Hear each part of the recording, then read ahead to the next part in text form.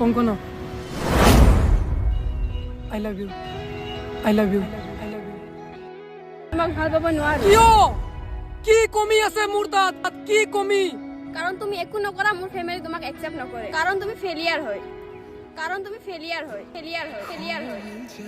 কংকনা এটা কথা শুনা হা ফেলিয়াৰ নকবা কিন্তু হা মই চাকৰিৰ কাৰণে অলৰেডি ট্ৰাই কৰি আছো মই পোৱা নাই তো মই কি কৰিম হা চাকৰি পালে চব হয় নেকি মিষ্টাৰ লিসেন টু মি মোৰ ফেমিলি চৰকাৰী চাকৰি থকা ল'ৰা